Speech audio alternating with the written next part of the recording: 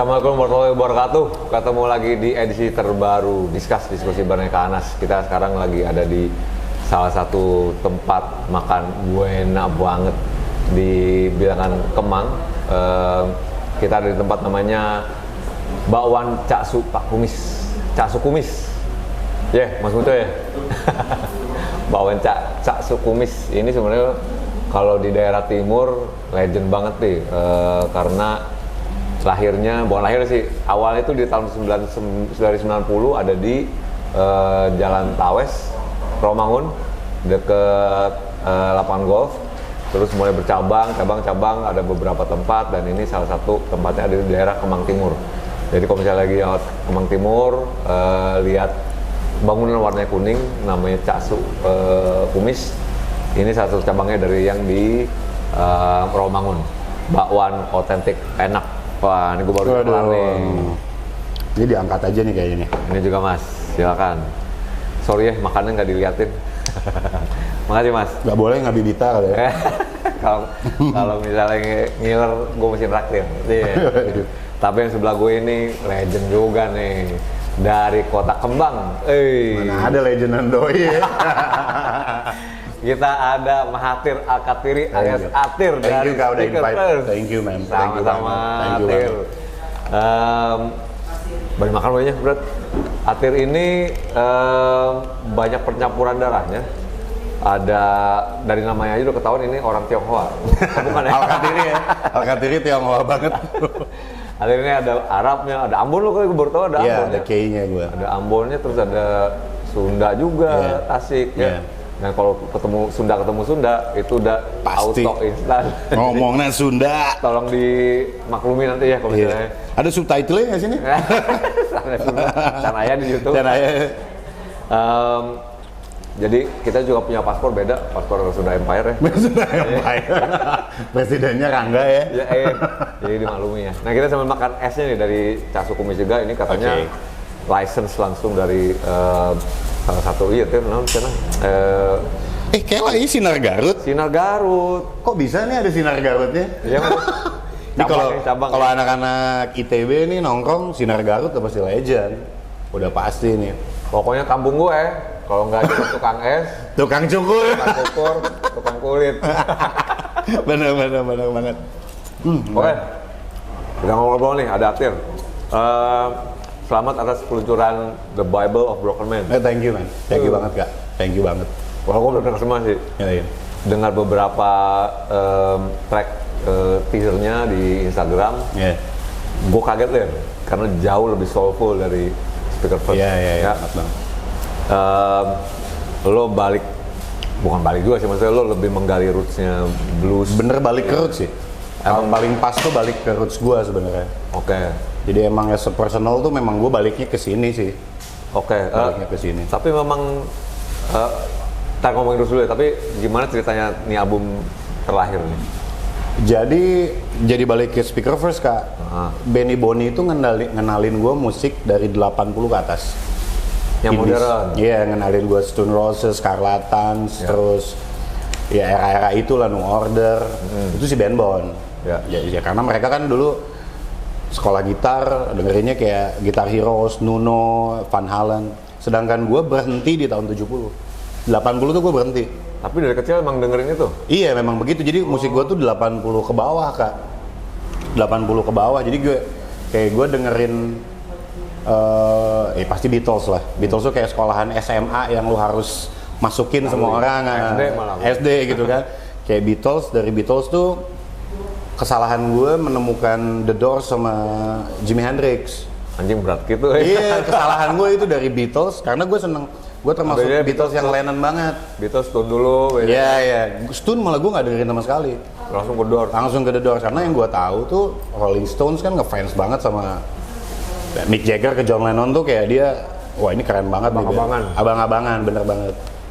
Oke, tuh. Gue malah ke bawah, jadi berhenti di tahun 70. Umur berapa tuh pengenalan pertama ke musik rock? Sebenarnya pengalaman gue pertama tuh SD, kayak gue denger yang pengen gue main band tuh sama kayak drummer gue dulu, dengerin Europe. Gue langsung ngerasa kayak main musik tuh keren banget. Makanya dulu waktu gue lihat Europe Boy Final Countdown tuh kayak jadi drummer kayaknya keren banget, lampu di belakang terus kayak wah asik banget. Untungnya nggak ke situ musik gue. Tapi aspirasi lu tadi jadi drummer dulu. Jadi drummer justru pertama Kak. Nah terus journey gue mulai dulu SD nih ada kayak apa sih lomba di TVRI gitu, tau nggak sih lo? Ada Bob Tutupoli, ada siapa juri-jurinya tuh. Nah gue perwakilan waktu itu dari daerah gue di Bandung, Cimahi, perwakilan kota Cimahi, naik ke Bandung, naik ke Jawa Barat, ditayangin lah di TVRI. Waktu itu gue ikutnya mau jadi musikalisasi puisi gitu Kak.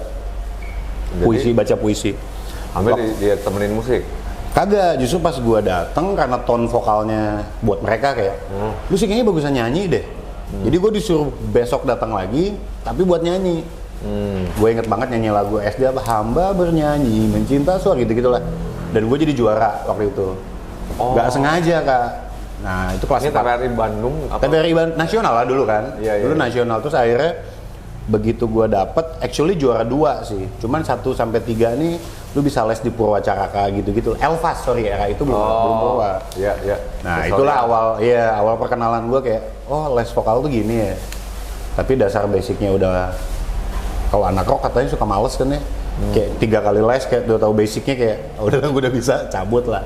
Ya udah, awal perkenalannya sama musik sih itu.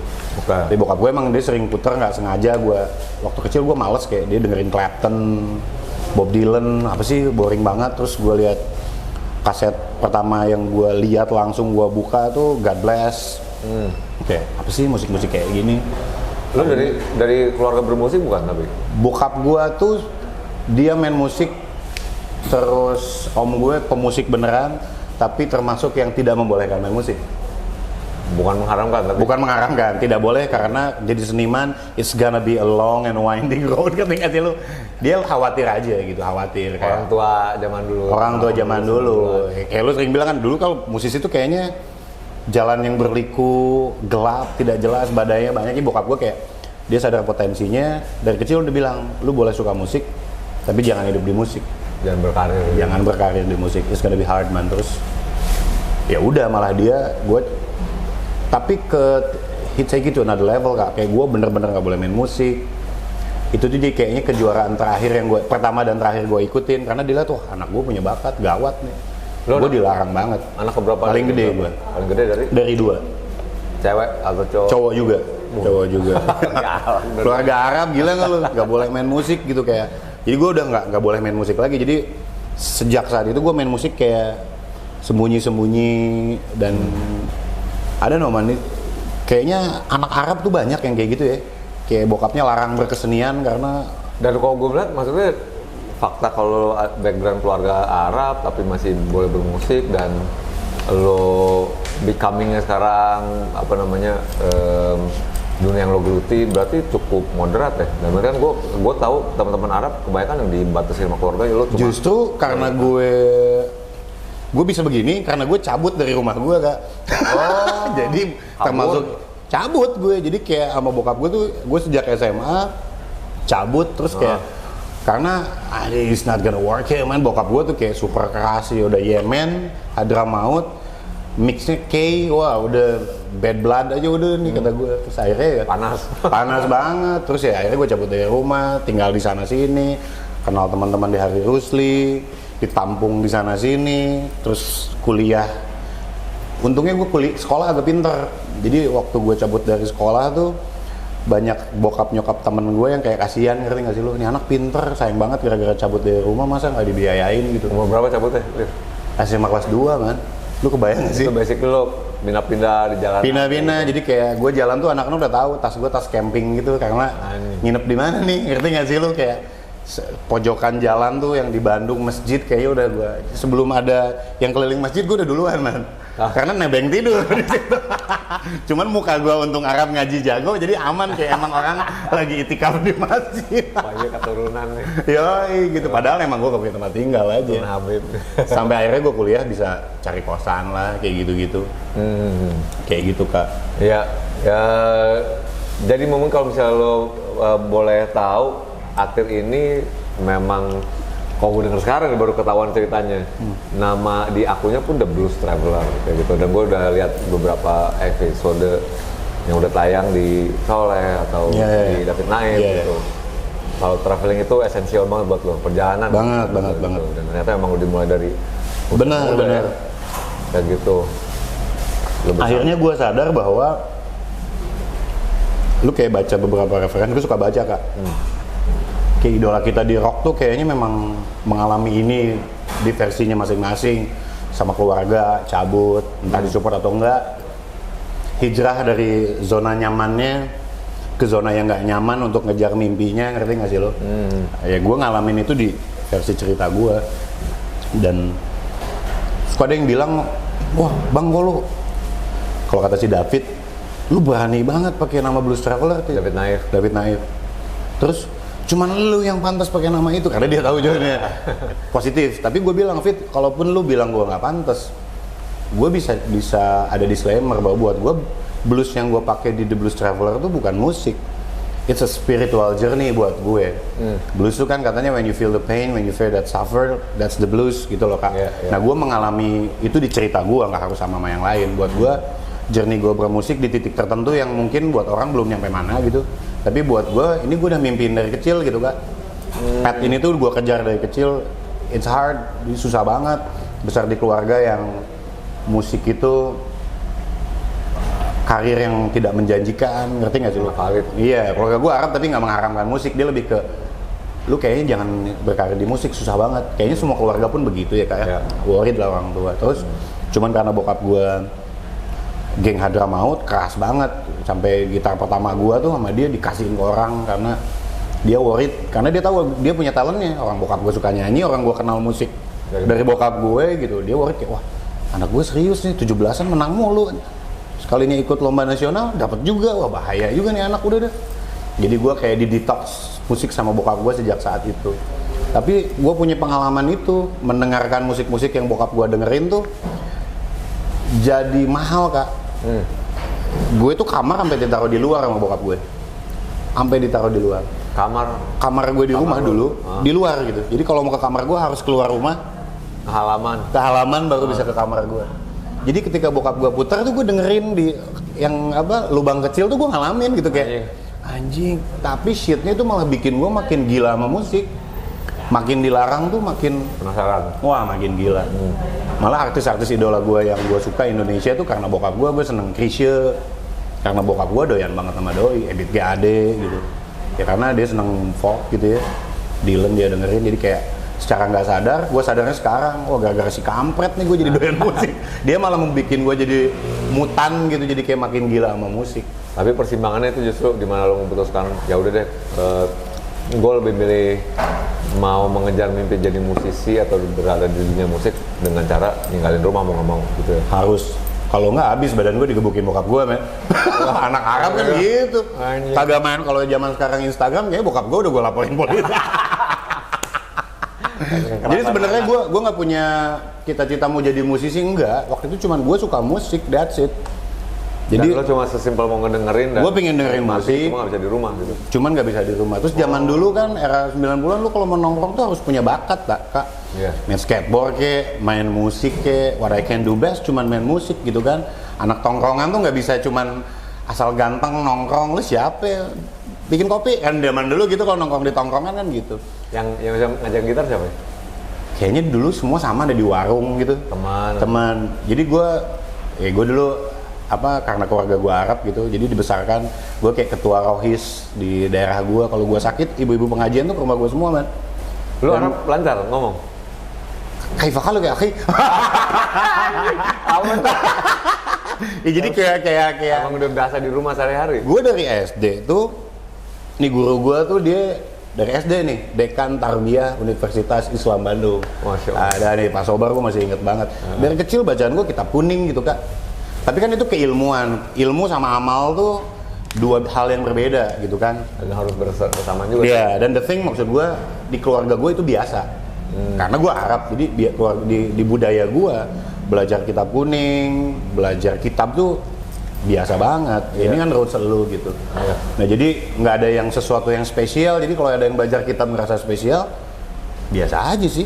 Kayak orang Sunda mau coba mendalami budaya dia, ya emang udah harusnya kayak gitu. Iya, jadi Gue punya bekal itu waktu kecil gitu. Nah, sampai kalau jeda antara maghrib ke isya nih kak, itu cuman momen gue main tuh itu. Maghrib ke isya kan lu di masjid tuh. Gue nyolong ke warung, ketemu anak-anak gue tuh di jeda waktu itu. Karena bokap gue taunya gue di masjid. Padahal gue lagi di warung men, pakai sarung. pendek juga waktunya. Ya, kayak belajar gitar. Gue inget banget nih kayak pinjem gitar diputer gitu kan. Oh kayak gini. Dan isya gue harus udah balik lagi ke masjid. Lagu apa yang pertama lo bisa tuh main gitar? Teng neng neng neng neng neng neng neng neng neng. Nah, Apa sih itu? Skip the love and tango. oh, Pokol harum. iya. Iya. Shade of Pale. Shade of Pale. Ya, Oh, iya. ya itu kayak, Oh, gitu. ini kayak gini dipetiknya kayak tangannya Whiter susah Shade banget. of Pale. Whiter Shade of Pale. Ya benar Pokol harum jadi kayak anjing ini tuh. Headset lah itu. Ya, itu kan sebenarnya turun satu-satu kan? Iya. Iya turun satu. Jadi kayak waktu itu tuh gue ngerasa kayak anjing ini keren banget. Bisa lagu ini tuh keren terus akhirnya geser jadi Raja. Riff kan Indonesia tuh ke situ nyari lagu-lagu yang iya ke sana lah. Cuman maksud gue poinnya ya gue mengalami itu kak sebagai anak Arab tuh momen musik aja harus jeda antara maghrib sampai isya untuk bisa kabur ke warung. Dan kalau gue datang bukan gue yang azan, bokap gue udah jadi shitnya tuh bokap gue yang imam, gue yang azan Masjid di daerah. di masjid daerah gue apa sih? Di mana lu dulu sih? Di Cimahi gue. Cimahi. Gengnya Ajis Jamrud. Jadi kalau gue telat nih, nggak ada suara gue di mic nih, bokap gue udah duluan ke masjid. Wah, akhirnya ketahuan, wah udah habis. Jadi kalau belum ngalamin itu, ini gue ngalamin blues versi keluarga Arab gitu kan. Iya benar. Yoi. Nah, tapi berbicara dengan blues tadi itu kebetulan, karena kan lo bilang tadi album ini merupakan proses lo kembali ke akar lo. Momen dimana tuh lo mulai kenal sama blues. Dan berarti kan secara musikal, lo bilang berarti kan dasar lo, basic lo belajar blues atau kenal Beatles. Beatles ya? Dari Beatles, gue dengerin Beatles yang sejak 67 tuh kan aneh-aneh tuh. Ya. Terus ya gue Oh ini berarti bukan blues dalam artian no, literal, man, nggak dengerin kayak Lightning Hopkins, Ya, nggak tahu gue, gitu. nggak. Cuman gue inget banget karena gue dengerin Beatles, terus gue penggemarnya Lennon, dia mulai cari referensinya Lennon. Kan kalau McCartney tuh bikin lagu cantik ya, strukturnya jelas. Kalau Lennon tuh iya, karena Lennon kan senengnya Chuck Berry. Nah jadi kayak ini Chuck Berry ini siapa? Gue mulai nyari gitu, akhirnya cari Chuck Berry lah. Terus akhirnya yang bikin gue intens banget tuh Jimi Hendrix. Gue inget banget satu malam di kakek gue dari nyokap. Jadi kalau weekend tuh keceriaan gue ke keluarga nyokap gue, ke kakek. Karena bebas banget kan. Kalau bokap gue strict, kalau sama kakek gue polisi. Jadi kayak lu boleh apa aja, tidur subuh. Kalau sama bokap gue jam 8 harus sudah tidur, jam 9 udah molor gitu. Om gue nih, dia penggemar Pearl Jam, ya itu kan. Anak Bandung, penggemar Pearl Jam. Tiap di kamarnya tuh, gue inget banget tiap hari Sabtu Minggu gue datang tuh kamarnya remang-remang berasap. Wah. Dulu gue nggak tahu kan, sekarang gue tahu dia lagi ngapain. Manyang lili. Yoi, kamarnya remang-remang berasap. Tiap gue ketok dia jangan ganggu gitu kan. Nah gue inget banget waktu itu tuh malam itu dia puter lagu suaranya jelek, musiknya bosenin, tapi gue nyangkut. Ternyata itu lagunya Red House-nya Jimi Hendrix gitu kan. Kan mulainya tuh kayak A7 kayak suara bel tuh neng nong ini apaan ya gitu kan. Berasap. Ngerti kalau visual gue kayak om gue lagi ngapain sih? Sekarang gue tahu dia lagi ngapain si kampret. Gue tahu banget dia lagi ngapain. Nah dari situ gue mulai buka. Om gue nih musikal banget. Gue tanya lah, ini apaan? Ini Jimi Hendrix. Terus suaranya jelek sih. Akhirnya gue tahu kayak semua dia ngenalin gue seneng Pantera. Dimebag tuh kan gila main gitarnya gitu. Terus yang gue tahu Dimebag aja thanks to-nya Jimi Hendrix. Dari Dimebag gue kenal Yngwie Malmsteen, Shredder gitu. Terus gue liat Yngwie Malmsteen pun sama di albumnya thanks to-nya Jimi Hendrix. Terus gue mikir kayak who the fuck is this guy man? Akhirnya gue dengerin Hendrix. Dari situ petualangannya dimulai kak. Jadi gue memutuskan this is the one yang akan gue dalemin gitu kayak. Apa tuh pilnya buat lu tuh? Jimi Hendrix tuh waktu itu gini, di era gue Bandung saat itu Saparua tuh, kalau lu punya kekesalan terhadap sesuatu, pilihannya jadi musik kenceng. Gue nggak ke situ. Psychedelicnya yang gue cari. Jadi kayak, wah Hendrix tuh kayak pas banget, ada miring, nada-nada miring yang di gue secara emosi gue gitu kak. Wah dapet banget. Ini gue kesel sama sesuatu, bawaannya nggak rusuh, malah lebih psychedelic. Makanya gue jadi kenal The Doors dan lain-lain. Nah dari situ gue lari ke dalam, jadi kayak gue seneng lirik kan. Liriknya party mulu, sex, drugs, and rock and roll gitu kan. Kayak oke. Terus cari rootsnya, Hendrix seneng banget. Era itu Clapton sama Cream lagi gila, gue dengerin Cream juga. Terus dari Cream, Clapton dia jadi salah satu gitaris paling hot di UK. Jadi dengerin Yardbirds, jadi kesana lah, jadi ke belakang. Terus akhirnya gue tahu kayak kalau kata Jimmy Page, kalau Rolling Stone tuh Keith Richard, band covernya Chuck Berry kata dia. Kalau Led Zeppelin ini band covernya Howlin' Wolf. Dan itu jadi idola gue sampai sekarang. Gue seneng banget Led Zeppelin tuh gara-gara gue pikir dia bukan band rock, blues band aja buat gue gitu. Dan ya Jimmy Page yang ngomong, band gue tuh covernya Howlin' Wolf. Jadi beberapa lagu tuh Since I've Been Loving You, buat gue tuh kayak lagu-lagu itu tuh kayak intimate. Jadi kayak nadanya gue suka cakep banget. Dia ngedescribe momen itu pakai nada tuh dapat. Gue agak visual orangnya kak. Jadi lagu tuh bikin gue ke satu keadaan yang kadang orang nggak pikirin, kayak ini cantik banget ya. Ini gila sih, ini lagu ewean banget. Gue ada kayak gitu, ngerti nggak sih lo? Dulu. Enak dong maboknya. Iya. Pakai lagu doang kan. Dulu. Iya. Gitu. Tapi memang sih itu kan nggak, kalau ngomongin band-band klasik era itu, mereka ngambil dari basically struktur itu yang bar blues, dia acak-acaknya yang benar. Kayak gitu. Benar. Dan band Inggris era itu menuhankan bluesman di Amerika. Makanya kayak Rolling Stones begitu senang ketemu Muddy Waters. Terus kayak gue inget Beatles, mereka bilang Ringo sama McCartney, gue ketemu Little Richard akhirnya. Gue inget satu cerita, katanya waktu Rolling Stone rekaman di Muscle Shoals Memphis. Mereka rekaman, terus kaget ketemu Willie Dixon. Siapa ya? Iya, Willie Dixon. Jadi janitor, men.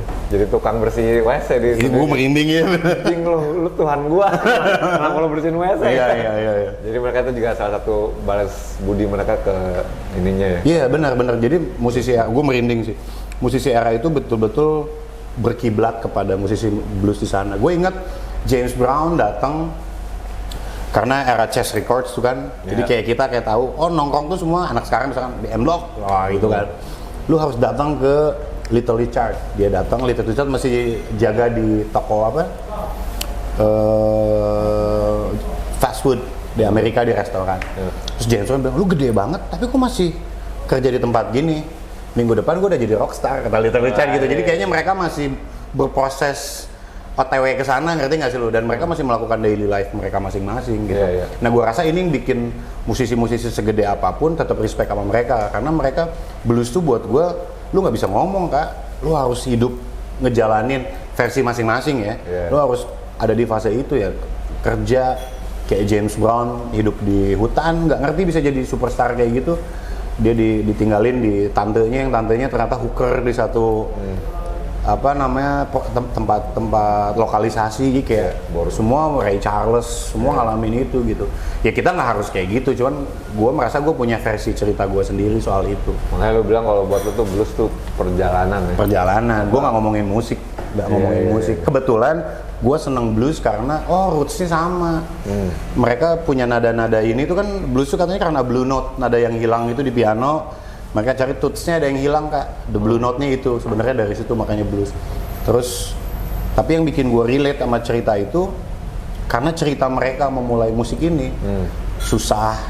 Terus ketemu di persimpangan, ketemu setan lagi kan? Iya, crossroad-nya kayak gitu kan, katanya kayak bikin perjanjian with the devils katanya kayak gitu.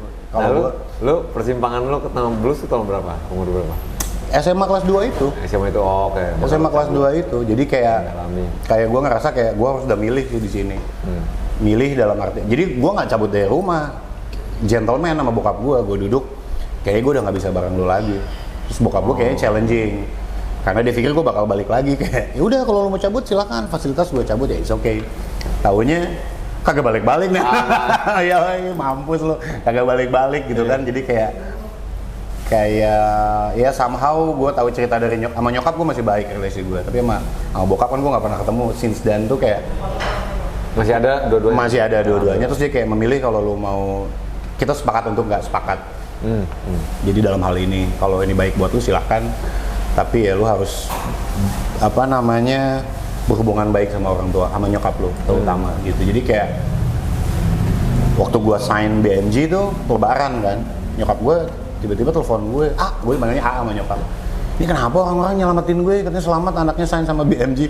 BMG itu apaan, kata nyokap gue gitu. Terus bokap gue kata nyokap gue so asik. Tahun 2017 kemarin. Iya, terus bokap gue kayak so asik gitu, iya dia habis sign Bang. Ya it means dia bangga juga sebenarnya. Iya gitu, jadi kayak buat gue kayak it's more than enough gitu buat gue kayak ya, dan gue pun tidak pernah berpikir jelek bahwa bokap gue melarang itu karena sesuatu yang negatif, kagak. Cuman ya gue apes aja, udah keluarga Arab, how to-nya kayaknya keras banget gitu gak sih lo? Premisnya keras. Iya. Tapi obviously apa yang lo jalanin itu bermuaranya kan udah ada, ya kalau ngomongin sukses kan relatif ya. Tapi relatif banget kan. Kalau buat kita sih background nama lo, satu generasi, menurut kita lo udah sukses gitu. Pintu pertama itu kan lo tentu saja gue nggak tahu nih, kalau tahu kan dari pas ketemu teman-teman di Speaker First. Menuju ke sana lu sempat ada band-bandan lagi sama teman-teman. Sebelumnya gue punya band, gue inget banget sama bandnya tuh Win Christ Mary. Karena gue bertiga, tripis, gue main gitar gitu. Karena dulu gue bawain Beatles gitu SMA Kak. Karena SMA gue di Bandung tuh salah satu mata pelajaran wajibnya bahasa Jerman. Jadi gue dapat nilai 9 karena gue bawain lagu Beatles versi Jermannya kan ada dia punya tuh ya. Oh come to me, come give me Dinah. Itu tuh gue kayak wah langsung dapat nilai 9 gitu. Tapi bawain Beatles tuh susah banget. Susah banget, jadi kayak gue nggak pernah berhasil jadi Paul McCartney. Susah banget ya, kata gue susah banget. Terus akhirnya begitu mau masuk kuliah ya karena Jimi Hendrix, gue akhirnya memutuskan untuk tripis aja. Gue nggak mau bikin band banyak 5-6 tuh kayak pusing gitu. Akhirnya sejak saat itu tanpa gue sadari gue bernyanyi, jadi frontman, main gitar. Dan waktu itu gue udah jalan, kayak gue udah jalan tour Jawa. Gue ingat banget di Malang gitu. Tiba-tiba manajernya si Speaker First, si Uwa almarhum, kontak gue. Benar, lo masih Win Christ Mary udah rilis album atau? Belum sempat rilis album, Itu kayak single tapi di komunitas tuh gue udah jalan. Lagu sendiri ada? Lagu sendiri, jadi era itu tuh kayaknya... Ini kita ngomongin 2000 awal ya? 2000 awal, seangkatannya tuh gue, era itu yang bawain image-nya Hendrix tuh gue, si Anto tuh, 70s Ozzy, terus si Bram, Experience Brothers, Bram sama Daud. Jadi seangkatan lah gue sama anak-anak itu, terus kayak saling ngomongin, Tir ada juga nih yang bawain kayak gini si Anto, 70s Orgasm gitu. Terus ada lagi siapa Experience Brothers. Waktu itu mereka masih berempat gitu, Iga masih main gitar. Gue inget banget pernah main bareng ya, gue cerita sama Daud juga kayak gitu, kayak mereka main after gue inget banget kayak oh ini ya Experience Brothers, Abang Ade. Akhirnya gue tahu mereka Arab Garut kan si Daud tuh. Terus akhirnya ada Iga Mas Hardi masih main gitar tuh, Iga Barasuara kan. Itu pernah sama si Anto? Sama Experience Brother. Terus si basisnya Arab banget deh. Dan kebetulan 70s Orgasm Club main juga, jadi kayak tapi kita punya baru kenalan. Iya, jadi kayak gue lihat beda sih. Waktu itu gue masih amazed sama yes-nya si Anto tuh. Yes. Tok. Ngoceh-ngocehnya. Yoi, gaya dia kan bawain apa? Supersonic Sophisticated, dia kayak ini Hendrix tapi funky ya. Beda kalau si X-Bro lebih ke rocknya kuat. Waktu itu gue lihat. Nah kalau gue waktu itu sama Win Christ Mary memang plek aja, bawain Jimi Hendar aja udah tuh, Jimi Hendrix kan gitu. Nah gue udah mulai jalan tour, almarhum telepon gue. Terus akhirnya gue ketemu lah. Gue pikir kita mau bahas tour. Nah ini sedikit cerita gue sama Speaker First. Nah waktu itu ceritanya ke gue tuh Denny Boni mau ganti vokalis. Ini kita ngomongin setelah mereka rilis album pertama. Album pertama. Whatever You Say ya. Terus akhirnya dari Sony ya? Dari Sony. I don't know why these guys tuh gue tahu gitu, karena itu kan era garage, lu Jet lagi kenceng banget, terus Bandung tuh punya speaker first, Teenage Death Star, Jakartanya lu yang gue tahu begitu. Sigit, Before ada Sigit malah belakangan yang gue tahu. Sigit, Changcuters tuh belakangan banget. Terus akhirnya reviewnya kurang oke gitu kak di beberapa. Tapi lu sebelumnya udah kenal sama band Bon? Udah tahu, Jet Set-nya yang gue ngefans. Eksperimental Jet Set-nya tuh sama Marcel. Yoi, era itu kayak wah Incubus tuh udah paling keren dia. Kalau bahkan menurut gua Jet Set udah dari akhir 90-an ya kalau salah ya. Iya, dan akhirnya gue tahu sebenarnya awal yang mau masuk Sony itu Jet Set. Tapi berubah konsep mungkin ya kan. Berubah konsep karena Benny Boni ternyata rootsnya memang Di rock and roll gitu.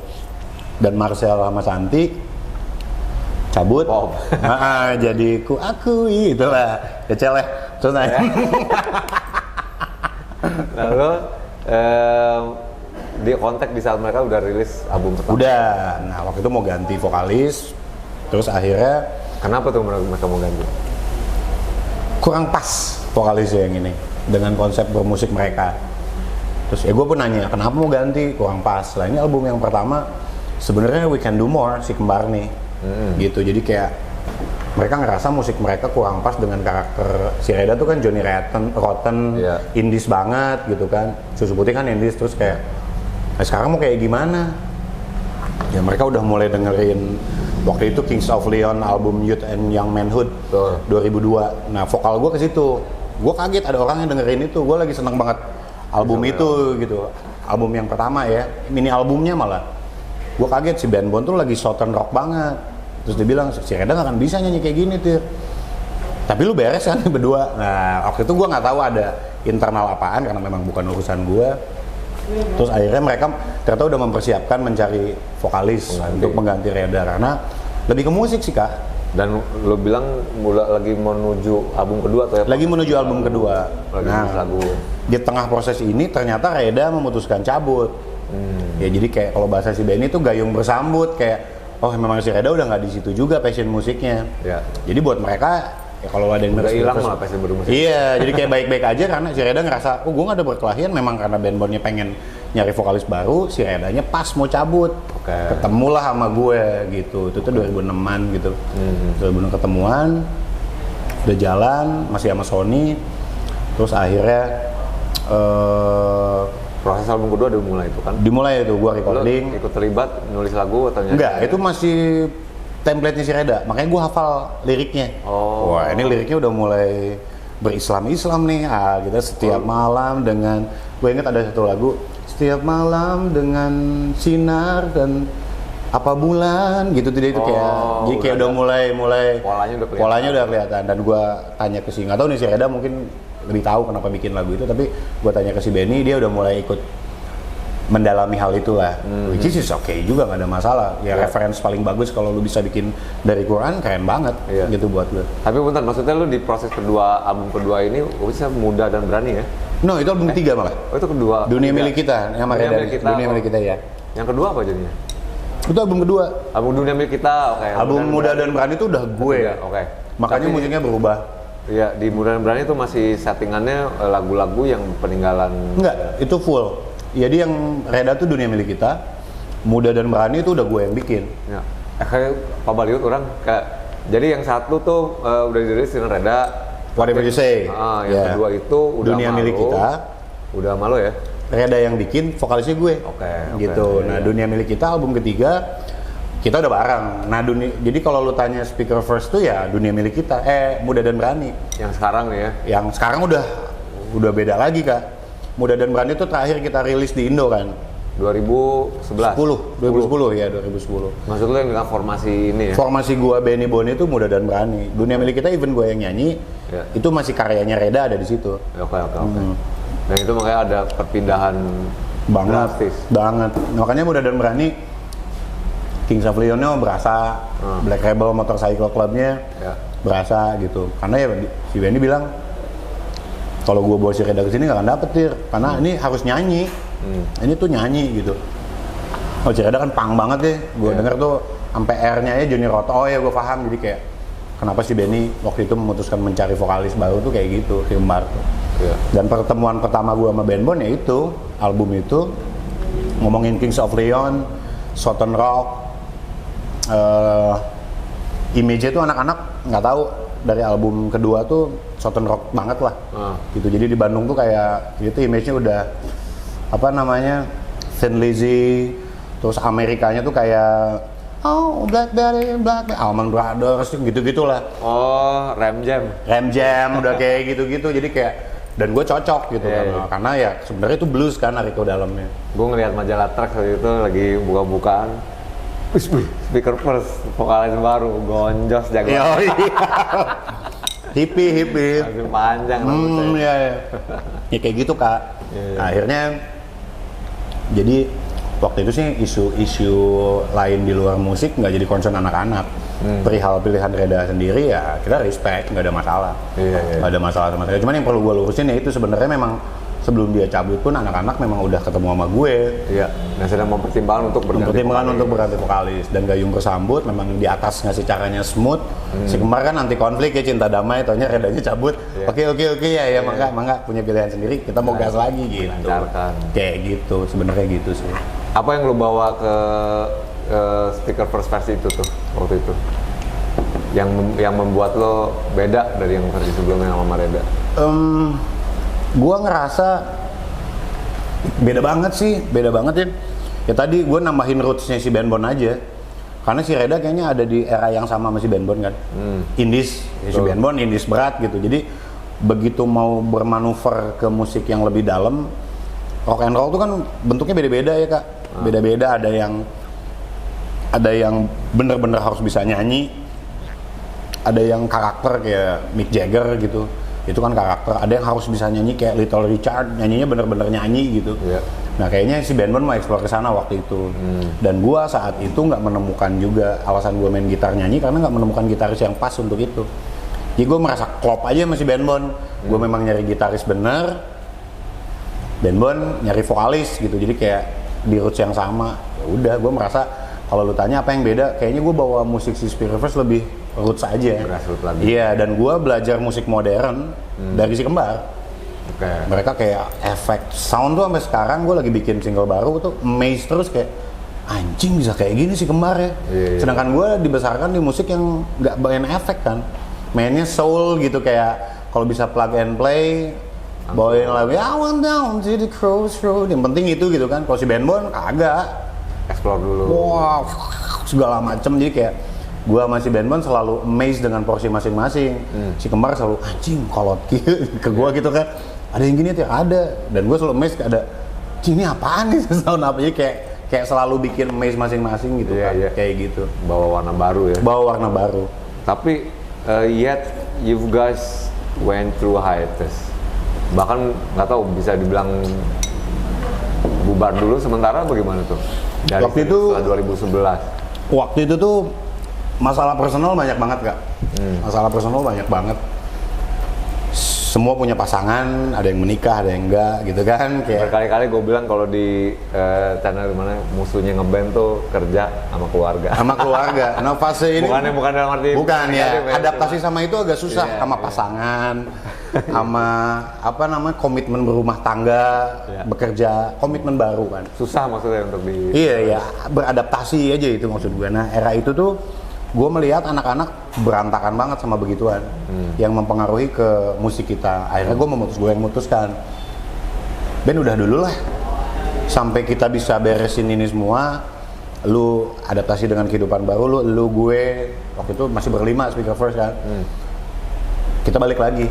Jadi kita apa namanya, makanya sampai ada farewell tuh karena memang baik-baik. Cuman gue merasakan kayak itu tadi adaptasi sama dunia pernikahan, dunia. Tapi pernah bikin gig farewell gitu ya? Gue bikin farewell, makanya sampai anak bingung. Tahun 2012? 2011 apa 2012 gue lupa sih. Sampai mereka pada bingung lah, ini band bubar malah dihajatkan. Ya, karena gue take a break sebenarnya kayak waktu itu gue bilang Ben 3 tahun lah, kita balik lagi lah biar ini beres dulu. Jadi nggak ada masalah. Lebih ke itu adaptasi sama latihan mulai telat. Begitu latihan lebih loba curhatna anjing pamajikan aing wah guys mulai gitu kan. Terus kayak autopilot itu palanya di mana? Iya, main tapi hampa gitu. Nah, di proses adaptasi sama kehidupan yang baru saat itu di anak-anak gue memutuskan untuk udah kita take a break dulu, istirahat dulu deh gitu. Dan anak-anak sama kayak mereka ngerasa kayak iya ngimpact gitu kak, jadi kayak daripada kita jadi ada masalah mending kita istirahat dulu aja. Itu waktu itu, dan ya berjalan 1,5 tahun doang sih, nggak lama juga. Terus kangen lagi? Iya, mau rencananya 3 tahun kan, tahunnya 1,5 tahun si Benny jauh ngumpul deh lah, cik si Benny gitu. Ya udah ayo ketemu, dan akhirnya kita bikin momen.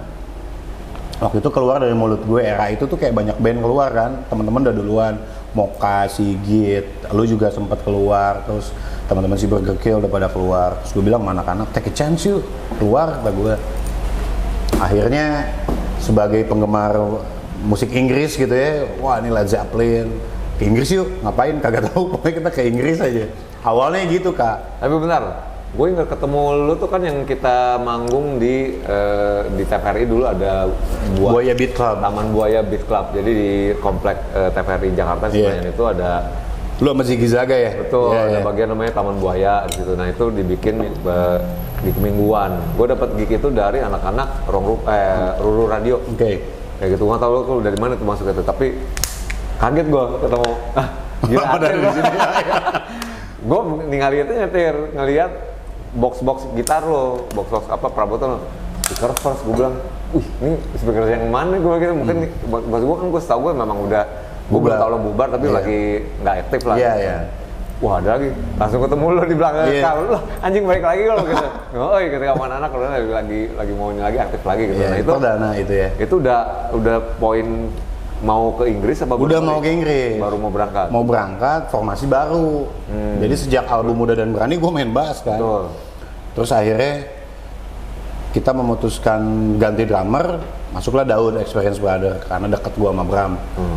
Nanya-nanya sama Daud, jadi deket belakangan.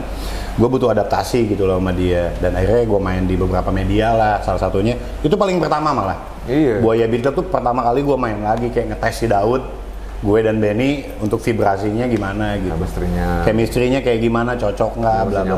Bener, dan akhirnya kita main di beberapa gig lah, salah satunya di Buaya Beat Club. Gue ketemu juga kayak, wih si Eka, pas lihat lain berana semuanya sah gitu. Gue juga kaget kayak, lah si Eka punya proyek yang lain gitu kan. Si Benny juga, si Tony tuh langsung gitu kan kayak, lain pada kayak gitu, sama. Iya gitu. Jadi ya itu awalnya gue untuk udah dapet jadwal di London malah gue. Jadi kalau nggak salah kalau gue dengar dari cerita di Soleh tuh, lu jalan sendiri dulu ya? Lu sendiri dulu ke sana. Dan lu pas kusuk berusukan nyari koneksi. Iya, nyari koneksi. Terus akhirnya ada di kesimpulan gini kak,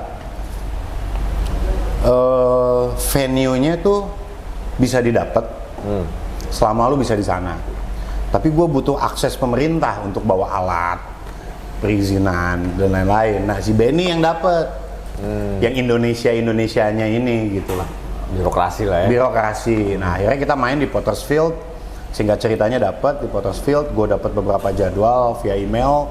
Oh ini janjian yang semuanya buyar. Jadi nggak dapet malah. Karena? Jadi orang yang megang gue bisa main di titik-titik itu, di hari gue nyampe London tidak bisa dikontak. Waduh, the best banget.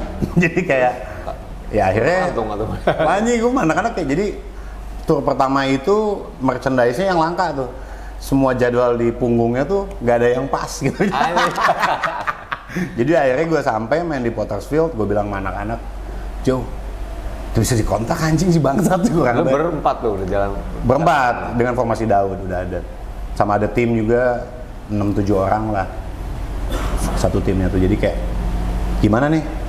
Nggak salah haulau ya, cek aing kesepi di London mah dek sarege, aing di London cek kurang gitu waktu itu kak. Akhirnya begitu gue main di Pottersfield, baru main, gila orang-orang nyamperin. Jadi kayak, gue mau book lu di mana, jadwalnya manajernya mana. Jadi akhirnya tour pertama itu tiap hari padat karena ya orang reaction. Iya terus bener. Dibukin lagi. Bener. Itu di salah satu rangkaian itu lo ketemu Alex Kapranos katanya. Iya, terus kayak kita nongkrong di South London tuh, ya geng-geng itu nongkrong di situ, Franz Ferdinand lah, ya kayak lu nongkrong di Kemang, ada Eka, ada di Sigit, ada gue, misalkan kayak gitulah standar. Jadi kayak, cuman ya ini kan big name yang kita idolain dari kecil gitu kan, kayak ya ini baru pada main dari Glastonbury, gue sama anak so asik aja padahal anjing bro foto kayak gitu kan. Ya akhirnya kalau di luar tuh mau bikin jadwal kan ada agentnya kak. Tempat ini lu main tuh biasanya 3-4 bulan udah full book. Karena ya sistemnya beda sama di kita kan. Kalau di sini kan nyewa venue. Kalau di sana is already a venue, ada agentnya, lu masuk ke booking agentnya, profile artis lu dia yang plot ya gitu. Oke, nanti dia profiling di berandal sama Speaker First nih 1 tahun. Mereka kan tahu kayak oh ini rock band, pop band, R&B, folk. Mereka tahu kalau rock band venue-nya di sini. Yang datangnya ini, kalau lu mau undang media, medianya ini, kayak gitu-gitulah kan. Udah mapping ya? Udah mapping, jadi apa namanya hulu ke hilirnya udah jalan. Nah akhirnya journey gue berjalan dari situ sih. Jadi kayak yang punya bar ini tuh, pertama gue inget bar ini spesial buat gue karena sampai sekarang dia masih. Bahkan nanti April ini tuh gue bikin konser sendiri di situ. Jadi kayak anak-anak ini tuh kaget gitu kayak.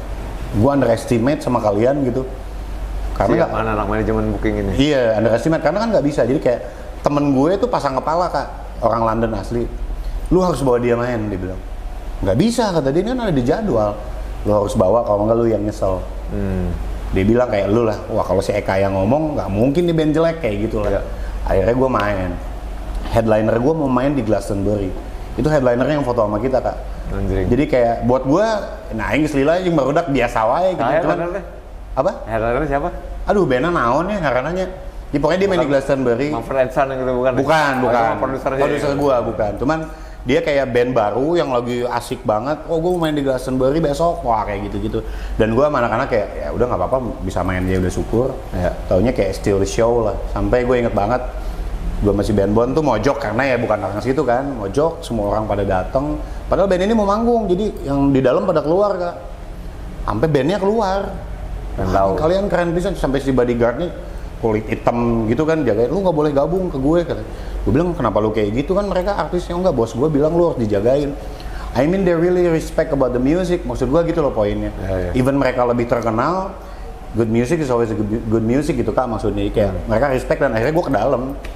Jadi karena Speaker First di dalam semua yang nonton ke dalam lagi dan emang loba sih band mah di Indo gitu kak. Aduh tapi gue undeniably kalau menurut gue lo dari image aja udah menarik deh dalam artian begini, lo dijepit sama 2 gitaris yang kembar gitu, drummer ya drummer belakang lah kan. Juga menurut gue stand out juga jangkung gitu kan. Lu vokalis ngebass Arab. Jadi secara visualnya sih menurut gue udah punya international look ya. Dan juga musiknya yang gue dengerin ya maksudnya gue dari yang gue denger yang lo udah rilis di sini Black Night gitu kan. Itu udah kenceng, udah lebih harder, udah lebih ngerok gitu. Itu juga akhirnya yang ngebawa lo desain sama BMG, lo ditaro network tour sampai ke Amerika kayak gitu ya. Tapi gue mau tanya itu by the way kalau misalnya prosesnya mungkin udah ada di channel Davi sama Soleh ya. Tapi gue mau tanya, lo memutuskan untuk nggak mau bermain di medan lokal justru. Betul. Ya, keputusan sulit juga sih kak, anak-anak tuh akhirnya karena kita terikat kontrak dan program yang mengharuskan kita untuk nggak dulu main di Indonesia gitu. Jadi akhirnya until 2 tahun ke depan lah karena COVID kan sebenarnya. Jadi kayaknya programnya terus berjalan dan thanks God nih April Mei ini running lagi, kita mau balik ke UK terus mau coba aktivasi lagi networking kita yang sempat tidur 2 tahun ini kan. Jadi kayak kita memutuskan untuk nggak main dulu di ranah lokal. Jadi bukan sosokan, bukan, karena ada program yang gue kerjain di sana. Jadi ikatan kontrak. Ikatan kontrak dan makanya single kita di Spotify cuma 3 lagu ini. Karena ya nggak bisa dirilis dulu yang lain karena ya nunggu kejelasan. Kalau mereka gini kak, satu lagu tuh harus udah tahu mau diapain. Mau dibikinnya kayak gimana, produksinya kayak gimana, jualnya gimana. Mereka udah tahu mappingnya. Kalau belum jelas jangan udah dikeluarin. Ngomongin produk ya. Ngomongin produk. Dia udah tahu kayak waktu itu gue dapet yang gue cerita di si Soleh itu kan konsep idealnya gitu ya. Nih gue lagu ini mau dipakai di salah satu soundtrack film. Karena mereka udah ada gitu kan. Mereka udah tahu nih ini gue punya lagu karakternya begini, lempar nih ke agensi film, butuh nggak lagu gini, jadi kayak di keep dulu gitu. Nah ini tertidur pulas 2 tahun ini, jadi gue nggak berani rilis dulu.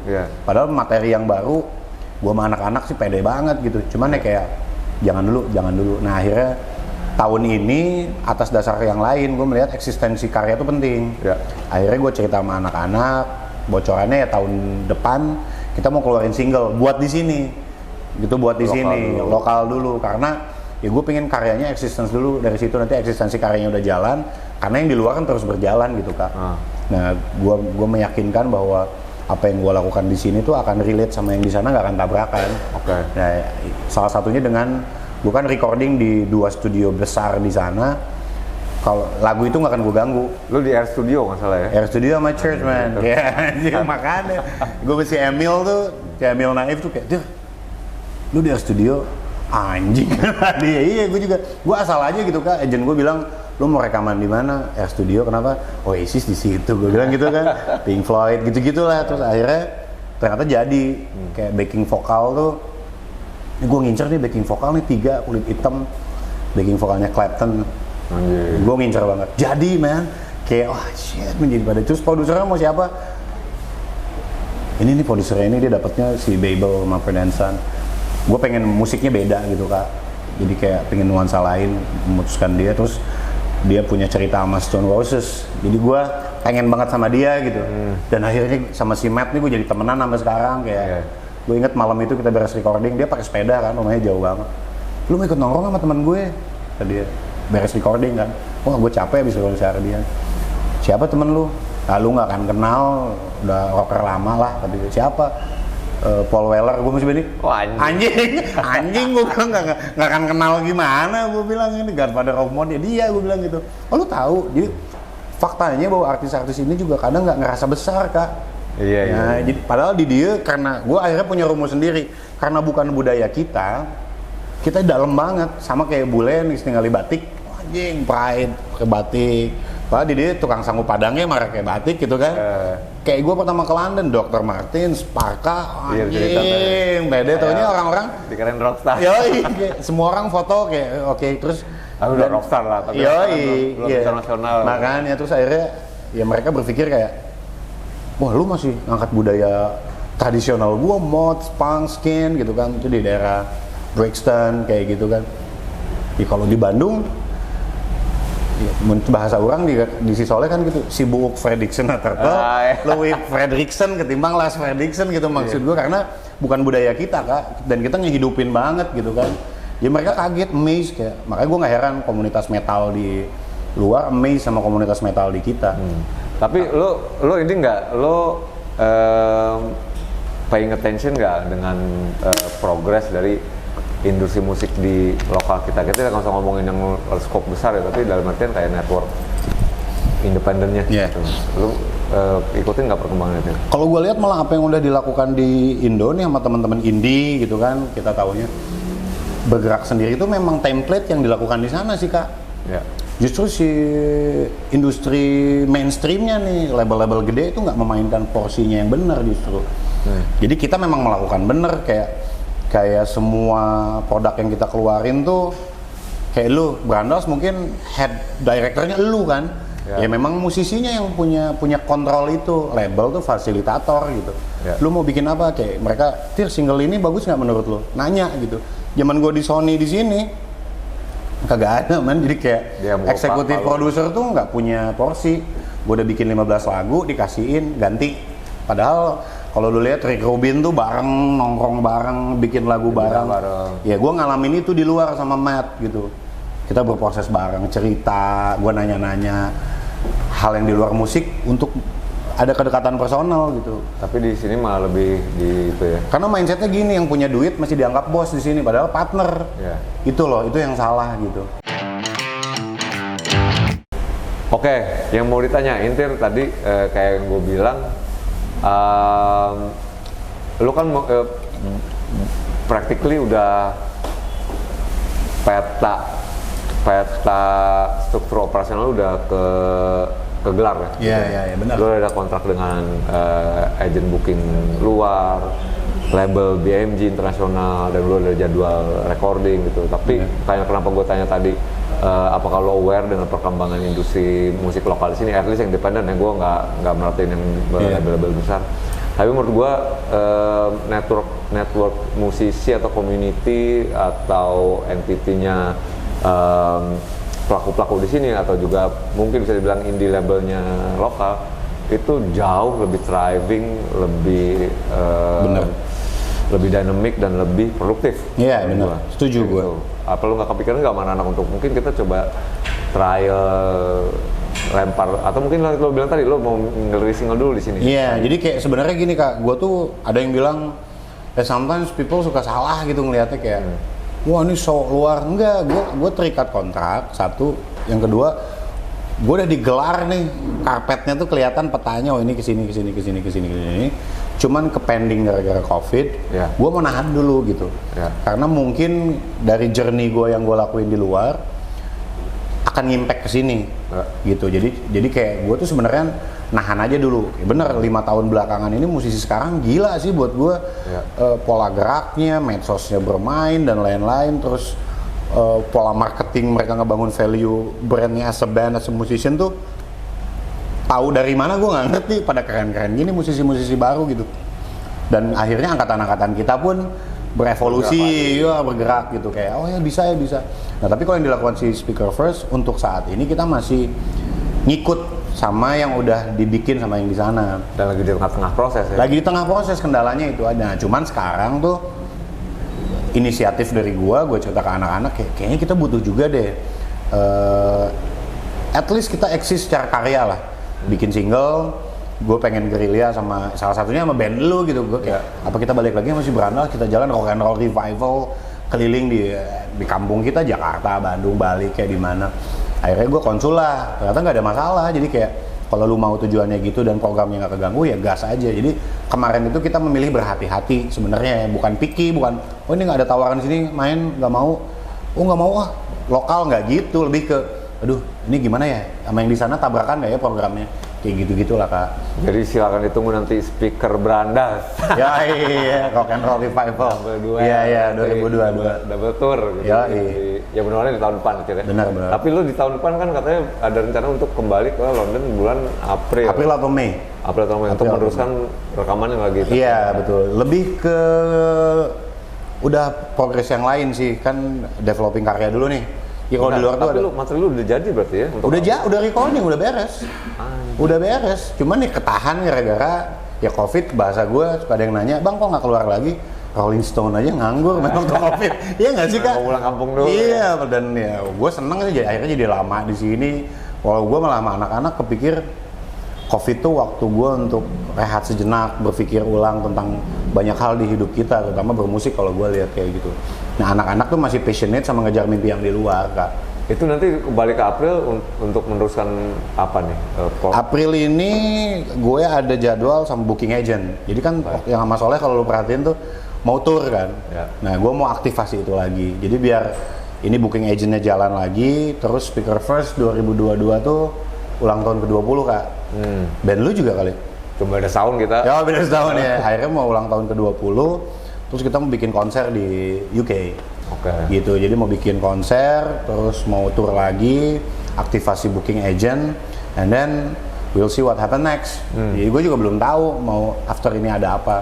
Nah kalau yang tadi lu mapping lu nggak kepikiran lagi balik ke Indo? Kepikiran, tapi ini lagi ada yang lain nih, gue kejar aja dulu deh. Dan belum selesai karena belum selesai Kak. Gue nggak bisa melakukan pivot dulu kalau ini belum selesai. Takutnya di sana masih punya rencana lain, gue udah so-soan, gus lah di dia wah gas gitu. Jadi kayak hal-hal begini pun gue hati-hati sekali gitu. Jadi lagunya udah selesai basically? Udah beres. Berapa lagu semua? Mini album kan? Mini album. Termasuk Break My Soul dan Break My Soul yang 3 ini gitu. Nah sekarang gue punya amunisi baru, gue punya drummer baru gitu kan, terus penulisan lagu bergulir juga nggak selama 2 tahun kemarin terakhir? Oh gila. Dan salah satunya malah kalau gue sendiri personally makanya bikin Bible of the Broken Man ya, karena produktivitasnya malah jadi makin jadi gitu. Dan si Speaker First juga sama, terus ya kayak lu, kita malah nggak tahu jadi malah asal ngoradei baru udah produktif ya nggak sih lu, kayak wah bikin karya gitu. Dan gue beruntungnya sama si Ben Bon nih, bisa ketemu tiap hari gitu kan. Ya, kita punya kantor bareng, kayak si Hobo House ini gitu kan. Benny kerjain desain di sana. Terus akhirnya intensitas ketemu ya itu yang bikin vibrasinya terus ada, komunikasinya lancar gitu. Jadi kayak pengen nggak Tir garap di sini, pengen, tapi gue nunggu dulu Kak. Kalau kata yang di sana kita masih di pattern yang bener kok, oh ya udah gue jalan. Tapi kalau misalkan ada shit happen, ya at least gue balik ke sini sebagai band yang pernah tour di luar kan, nggak jadi masalah juga. Gitu. Warrior. Iya benar. Jadi gue sama anak pengen maksimalin dulu aja apa yang udah gue kerjain gitu. Takutnya gue pivot, wah gak jadi nih gara-gara lu, wah takutnya jadi kesalahannya ada di gue kan. Tapi si album nanti mudah-mudahan tahun depan akan rilis ya? Amin, mudah-mudahan tahun depan. Kalau nggak ada kendala apapun sih, tapi kayaknya harusnya sih begitu. Dan if it's not pun tahun depan ya gue mau bikin single dulu. Nah itu justru gue mulai adaptasi kayak. Itu nggak apa-apa dengan nama Simple First? Nggak masalah, tapi di luar materi yang gue kerjain di Air sama di Church gitu loh. Jadi gue bikin baru di sini dengan amunisi yang baru. Ya gue pengen test the water juga after kita di luar. Di sini kayak gimana gitu. Kayak gimana tuh sekarang Tir? Speaker First yang baru? Makin kenceng. Makin kenceng. Makin kenceng terus udah mulai menyentuh ranah-ranah metal gitu kan. Jadi ya kayak wah seru banget. Dan anak-anak nih standarnya si kembar nyusahin gua. Jadi kayak mereka biasa denger gua suara tinggi Kak, harus makin tinggi lagi. Sini kedengeran juga Halloween baru. Tua-tua makin jadi. Sekarang sih kita lagi dengerin Queen of Stone Age kayak gitu-gitulah. Sekarang mulai ke sana sih.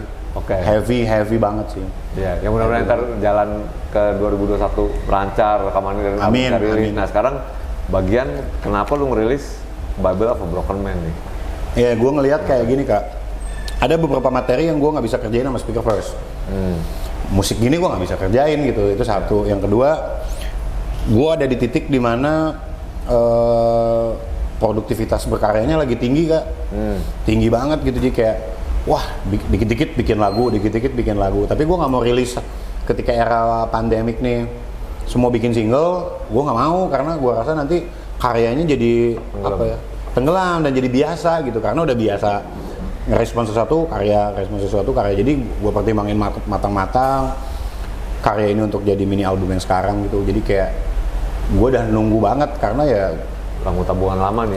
Tabungan selama 2 tahun ini. Jadi gue nampung karya nih. Tahun lalu gue riding dari Bandung ke Nusa Tenggara nih. Terus every spot tuh ada di, gue bikin box set sendirian. Kalau nggak sama teman-teman ya? Sama teman-teman gue. Jadi kayak berempat gitu kita riding dan gue niat memang mau bikin album, nangkepin semua yang udah gue kumpulin gitu. Jadi ada beberapa gue jalan ke Tambora tuh, ke Gunung Tambora, Satonde. Jadi gue camping di situ bikin karya, foto-fotonya ada di box set gue. Jadi kayak memang ini udah gue persiapkan album ini tuh A sampai Z-nya, image-nya semua. Jadi kayak kemarin si Wendy tuh bilang ke gue, si Wendy Rock tuh bilang, Tir kok kasetnya nggak ada covernya? Nggak akan dapat kalau di cover, adanya di box set. Kalau di box set foto bikinnya aja ada, semua ada di situ gitu kan. Jadi memang ya seniman nih, lu pengen berkarya, ya gimana? Tapi gue nggak bisa keluarin di Speaker First karena kontrak, lain-lain lah. Ya udah gue bikin sendiri deh. Dan ini pun disupport sama si Benbon. Bisa lo cek nanti di Instagramnya @thebluestraveler tuh call order situ ya? Iya. Jadi lu misalnya lo dapet si deluxe edition, bisa dibilang deluxe packaging ya? Iya, benar. Lo dapet flash minum. Iya, flash minum. Buat minum kopi. Gue mau ngomong kopi ya. Kopi bisa, kok whisky juga lebih cocok ya. Leather book journey. Iya, leather book journey. Terus apa lagi tuh kasetnya? Dan juga digital downloadnya. Digital downloadnya gue kasih semua. Karena nggak akan ada di Spotify. Nggak ada. Karena gue lihat temen-temen gue termasuk yang beda gitu Kak. Gue ngerasa kayak harus ada sih, nggak nyalahin, tapi harus ada yang bilang bahwa lu harus support more sama teman-teman musisi. Kebiasaan enak di Spotify, kita dapat apa emang dari Spotify gitu kan? Nggak masalah juga. Gue akan bikin Spotify juga, tapi di luar materi ini. Jadi tapi materi ini gue hargain buat yang beli box setnya spesial gitu kayak. Cuman lu yang punya, nggak akan ada di kanal digital manapun. Terus personal sampai kertas yang sobekinnya aja gua gitu, yang bikin si boxnya gitu. Jadi kayak buat gua respect sama teman-teman yang menghargai karya ini lebih gitu. Tapi kalau mau beli Spotify bisa juga, tapi lu nggak akan dapet materi ini. Oke. Nah, gitu. yang gue mau tanya lagi ini, Tir. Gue nggak tahu apa yang lo laluin di perjalanan itu ya. Tapi gue ngerasain vibe ya, karena gue baru dengar 2 lagu doang di Blues Traveler itu juga bercuplikan dia di Instagram, bahkan belum dengar penuhnya gitu. Ada satu yang judulnya Suicidal Blues. Suicidal Blues ya. Suicidal Blues. Yeah. Dan lo kayak gue bilang tadi awal tadi, lo lebih ke grounded, ke banget roots banget. Lo nyanyi lebih soulful. Iya. Kalau gue boleh jujur, gue malah kayak anjing, gue kayak ngeliat sisinya lo, dan ini ngomong preference ya, maksudnya selera gue lebih suka dengan lo nyanyi ini. Anjing bisa soulful kayak budak. Apa lo lebih melodius, lo lebih explore, lo lebih soulful. Kayak lu ini benar-benar nyanyi dari dalam hati. Benar. Itu bisa gimana ceritanya? Gua malah bilangnya preaching blues sih materi ini, Kak. Oh, iya, ada gospelnya juga. Iya, gua nggak merasa bernyanyi, tapi memang merasa kayak tadi malam gua nyanyi kan, habis sebelum gua sih Leo tuh, wah, gubah, pas gua nyanyi, zep, digelapin lagi. Gua minta matiin lampu. Semalam yang di M-Block, ngeliat deh. Iya, gua bilang matiin lampu, terus orang-orang pada diem nggak ngobrol. Dan that kind of vibe yang gue seneng, kayak orang ngerasain gitu. Gue ngerasain kayak Suicidal Blues tuh sebenarnya cerita bukan buat bunuh diri, tapi sometimes people ngerasain hal itu, lonely, anxiety, terus kayak hopeless, kayak nggak punya teman, nggak punya apa-apa, kayak kematian tuh begitu dekat, mau mati hidup segan, mati tak mau, ngerti nggak sih lo? In the end, ya kayak ada lirik gue bilang, is there God out there? Itu kan perasaan yang kadang kita pikirin. Tapi in the end ya, gue tetap yakin existence Tuhan itu ada, harapan itu selalu ada. Lebih ke sisi positivisme. Dan lu bilang tadi, gue juga kaget, Kak. Ini kan gue aktif di medsos nih, kalau di luar kan Facebook. Agent gue yang di luar lihat materi ini, jadi dia nawarin 2 malah. Dan si Benny tahu kan, dia bilang kayak, gue kaget responnya, sampai ada beberapa kemarin gue WhatsApp personal kayak Budi Dalton, Hari Pocang, gue berterima kasih sama mereka. Album ini gue bener-bener nyari roots gue, Kak. Ada beluk Sunda gue kasih, gue tanya Dalton. Betul. Ya, gue tanya. Ada, malah di lagu Suicidal Blues tuh ada orang Aceh ya mungkin ya? Sunda itu. Oh, Sunda. Itu Sunda. Itu tuh ternyata beluk Cianjuran, Kak. Jadi gini, gue tuh aneh, kok lagu blues di Indonesia ini kadang kurang pas gitu ya. Kurang pas, kenapa gitu, gue merasa personal gue nggak tahu kenapa bahasanya nggak mungkin karena bukan lahir dari sini sih. Exactly, jawabannya itu karena ini lahir di Mississippi, petani kapas dari Afrika, jadi bahasanya tuh kayak lebih pas. Nah akhirnya gue tanya, makanya sama Dalton ngobrol tuh lebih ke rohnya, kayak ternyata blues tuh kayak folk. Betul, kayak folk. Afrika punya, gue dengerin sekarang Yemen Blues, Irish punya, semua punya. Yemen Blues pakai bahasa Arab, nadanya yang beda. Yemen Blues begitu main, gue denger sama si Ben Bon tuh, gila ya manusia punya kemampuan itu. Dengernya aja gurun, Kak, langsung tang gurun gitu. Oh gila, artinya kan melekat terhadap kultur lu, geografis yang lain-lain. Nah akhirnya gue bertanya sama Dalton salah satunya, Mang kunaon ya kalau lagu blues Mississippi tuh dapat pedihnya, kalau petani kapas pulang dicambuk, yang cewek kadang diperkosa gitu kan. Petani orang mah happy karena kita negara agraria, Tir. Kita bertani itu passionate. Penjajah datang tuh, dia sebelum ngejajah pun kita udah bertani, dan mereka nggak ngerasa dijajah. Dijajahnya tuh kayak dikumpulin paksa, tapi bertaninya passionate. Keluar tuh hariring yang lagi sambil metik, nadanya tuh udah happy banget gitu kan. Akhirnya gue berpikir, oh berarti bisa dong gue nge-mix Sunda sama blues yang gue kenal. And I don't know, so far it works. Teman-teman pada bilang enak tuh ya. Enak kok, enak. Iya gitu kayak. Blues itu kan. Iya. Akhirnya gue berpikir kayak coba jangan pakai Indonesia, Sunda aja sekalian beluk dan match, karena ya gue setuju sih, katanya musik itu is not about good or bad, but it's supposed to make you feel something. Itu aja gitu. Mungkin mana yang ngerasain meren ya. Jadi kayak anjing, iya merasa itu. Dan gue kaget yang di sana, sampai tadi gue baru teleponan sama yang di UK gitu. Tir, gue mau bikin tour lah after Speaker First, lu jalan sendiri mau nggak? Sama siapa? Sama Watermelon Slim, anjing tuh legend, umurnya udah 70-an gitu, Kak. Jadi dia nggak mau main sama musisi yang nggak pakai resonator. Gue pakai resonator kan. Terus kayak anjing seriusan? Ya malah di sana karena ini budaya mereka kan, blues ini budayanya masyarakat barat gitu kan, jadi kayak anjing ini asik dan gua kaget di Indo pun ternyata diterima juga karena itu tadi bukan soal bluesnya, tapi mereka ngerasa kali murungnya, ngerasa mungkin ya, nggak tahu kalau orang lain gitu. Kalau lu ngedenger karya gua nggak tahu gimana sih. Bagus ya, kerasa nggak sih? Kerasa, maksudnya gua ngerating, nggak bukan rating sih bukan ininya, tapi dalam artian gua bisa nge-define lagu itu sampai mana ininya, gimana ya, kalau lagu itu punya stopping power. Dan itu begini loh, kayak lo kalau lagi nge-browse Instagram terus ngeliat gambar tertentu, ada gambar keren, lo berhenti.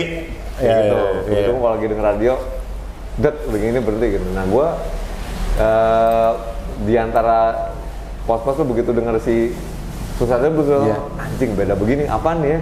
Yang itu kan lo bernyanyi soulful, terus ditambah ada lagu tradisional Sunda tadi, kayak gitu kan. Terus itu particular itu kan agak gelap kan. Jadi gue bilang itu ngerating lagu tuh ada stopping power ya kalau menurut gue. Dan itu materinya ini, waduh gawat. Nanti gue kirim lo review ya. Jadi lo mesti dapet tuh, mesti cari albumnya Bible of Broken Man tuh dari mana? Bible of the Broken Man. Jadi memang orang tegis niat ya album tuh orang jual di luar gitu. Enggak, tapi judulnya particularly artinya kan nggak ada apapun. Gue ngerasa kayak this guy was a broken man. Gue merasa begitu dengan apa yang gue alamin gitu. Gue punya sisi itu. Terus Bible tuh buat gue konotasiin kitab tuh kan prosesnya ditangkap dari wahyu Tuhan, lu olah terus lu tulis gitu. Nah gue mencoba describe itu dengan kalimat Bible. Kenapa nggak Quran? Sampai ada yang bilang, Bang Adil pindah agamanya jadi Kristen. Ya gue bilang, satu, Bible tuh lebih acceptable kalau di sini. Lagi bilang kan Bible juga bukan konotasinya bukan Injil ya. Bener gitu loh buat gue. Suci lah gitu. Bener, lebih ke situ, lebih ke kitab maksud gue gitu, buku suci. Kalau gue pasang Quran di sini, wah lu kebayang nggak? Kebayang nggak sih? Mungkin itu merupakan dokumentasi perjalanan spiritual lo tadi. Bener, ini personal banget buat gue, dan Blues Traveler tuh buat gue spiritual journey, bukan soal genre. Karena ada yang bilang ini Delta Blues, gue nggak ngerasa juga. Gaya bermain sound mungkin Delta, tapi vokal gue rock banget kak, tetap gitu. Gue nggak bisa preaching kayak Soundhouse yang memang pendeta atau Iya, Buka White nggak bisa, atau kayak Muddy Waters nggak bisa juga. Tapi yang tetap karakter gue rasanya tetap rock, tetap kalau kata cewek gue kok teriak-teriak. Ya tetap ada itunya. Tapi kan Muddy Waters nggak bisa teriak-teriak kayak gitu kan. Tapi ya poin gue adalah gue mencoba mengadaptasi referensi yang gue punya. Gue suka Delta Blues, gue suka blues, ya akhirnya mengenalkan gue terhadap rock and roll dan membentuk gue sekarang di album ini. Jadi kalau lu penasaran sama gue personally, album ini tuh telanjang banget gue. Mantep. Telanjang banget sih. Gue ya album ini gitu. Kalau Speakerphone kan ada image, ada apa, ini nggak ada. Tapi ekspektasi yang ini yang lo harapin dari album ini memang cuma untuk ngasih cerita lo aja ya? Bener, gue cuma jadi opsi aja, ngasih opsi karya gitu, bahwa ada musik yang begini gitu. Mungkin teman-teman yang lain kan kayak Gugun punya blues sendiri, Adrian punya blues sendiri, si Rama punya blues sendiri gitu, Kongko, si Electric Cadillac punya blues sendiri. Ya ada juga yang beginian. Gak tau, gue lagi seneng kayak si siapa, Made Mawut Bali itu, ya itu keren banget. Dia pakai Indonesia banget, liriknya konsepnya sama pertanian, agraria, suka banget juga. Nah gue pengen bikin versi gue ya ini aja opsi kayak gitu sih kak. Jadi sekarang gini, beberapa pertanyaan terakhir nih, lo kan udah ngelaluin industri musik ya, particularly ya, di luar gitu, lo udah ngeliat gimana tatanannya, strukturnya, sedikit banyaknya gue udah denger juga, kalau mau denger di David atau di Soleh Solihun, lo bilang di sana udah lebih mapan, udah lebih terstruktur, jelas manajer tuh apa role-nya, booking apa role-nya kayak gitu. Yet kita masih di sini yang menurut gua masih ketinggalan berapa level nih gitu kan. Tapi menurut gua yang paling basic yang harus di revise, diperbaiki dari kita nggak usah ngomong again, gue juga nggak terlalu ngikutin perkembangan industri luar yang atas, industri di sini yang level atas ya, majalah apa gimana, tapi networking antar musisi sini apa yang mesti diperbaikin menurut lo? Kalau gue sih Kalau ngomongin musik, ya soal musiknya aja.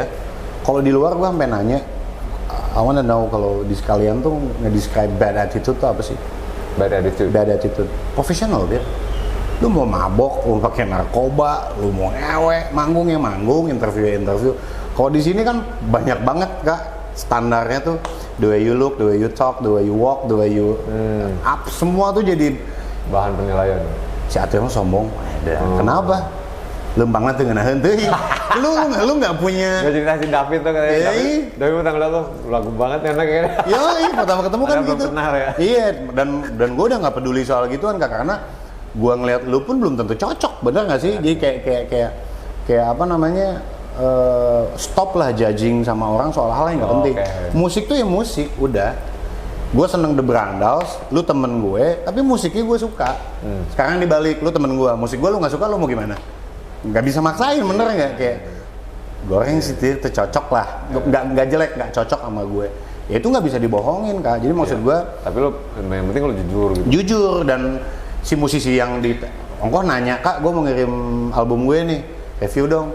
Ongkoh nanya cuman itu kurang pas aja orang, terus akhirnya pundung gitu juga. Kela kumaha itu. Jadi maksud gue, kalau lu seniman tuh kan tujuannya berkarya, lu disebut seniman tuh karena berkarya. Itu aja dulu. Jadi kayak nggak penting pernah manggung di mana, nggak penting musiknya kayak gimana, itu punya karya. Seperti apa? Dinilai seperti apa. Sekarang orang dek masang The Blues Traveler handapna kan sacana tadi private ya orang di profesional artis anjing artis ya kan aing seniman, mana seniman ya? Apa jadi mentalnya sih Kak. Kalau lu tanya sama gue, setuju sama Dalton tuh, obrolan panjang gue sama beliau tuh, mentalitas sih Kak.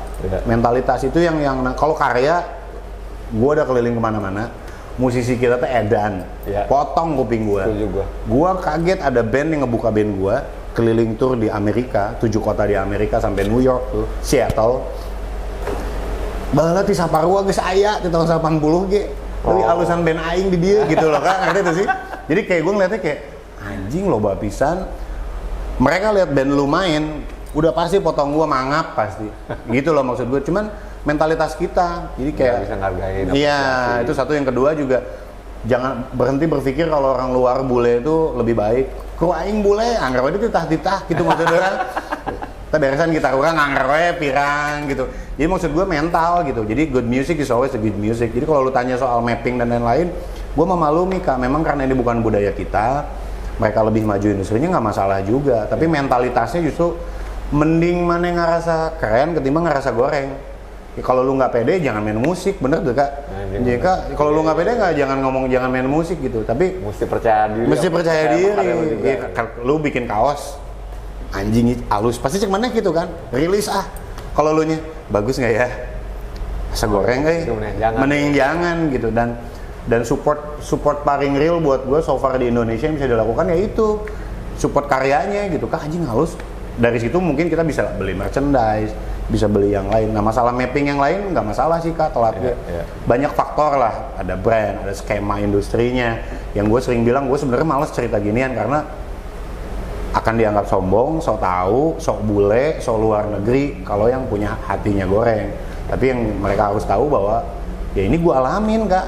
Orang ngalaman ieu recording teh kieu nu bener di luar ya maksudnya. Oh gini ya recording teh. Oh, marketing tuh gini ya. Oh, apa how to build a brand tuh lu kan dianggap sebagai brand produk kan. Band tuh produk gitu. Oh gini ya. Lu jangan gini, lu harus begini. Oh gini, di sini gue pernah ngalamin juga sama Sony. Anjing ngan sapotong ternyata. Mana kudu juga Lenny Kravitz nya, Kribo, jang naon. Teuing jigana halus anjing teuing oge padahal gue nya enggak nyaman gitu kan. Cuma dilihat kasar sama teman. Iya, betul loh itu maksud gue. Tapi yang lain sih gue cuman bilang itu sih mental aja sih Kak. Jadi stop punya mentalitas. Gue nggak tahu, gue kok nggak nyaman sama sebutan lokal. Scene lokal, scene Indo aja.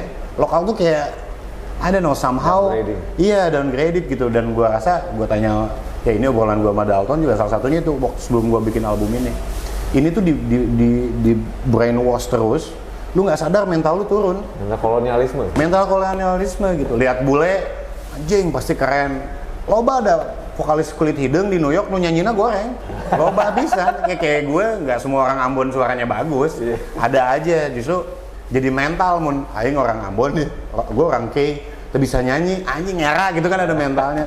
Begitu maksud gue, jadi kayak orang masih stereotype gitu ngelihat, wah bule keren dia. Enggak.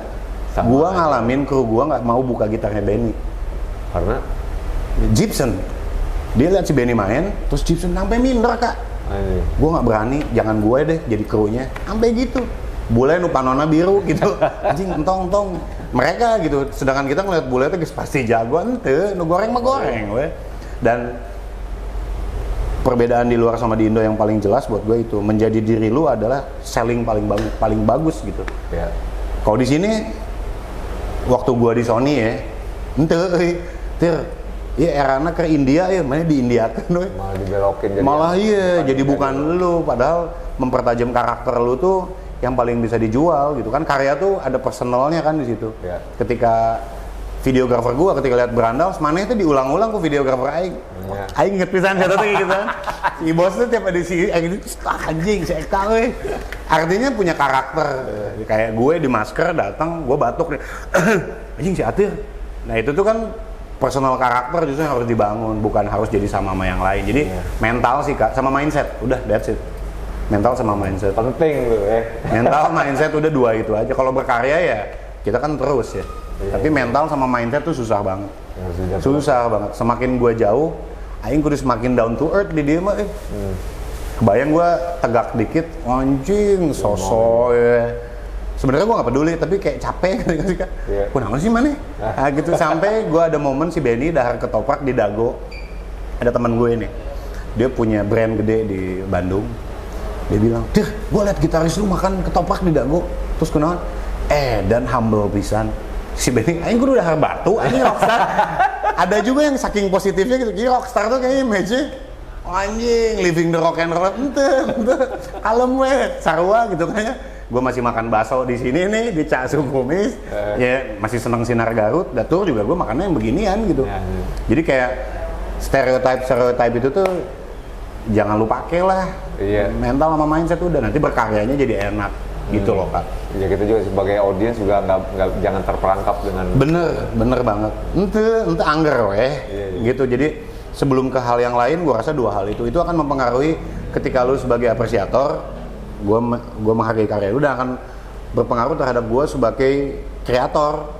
Ketika lu punya mindset sama mental itu tuh, gitu. Anjing karyanya gagah gini, jalan mana someahnya bae, tuh kudu lege oge gitu. Itu mah Excel Rose aja yang kayak gitu.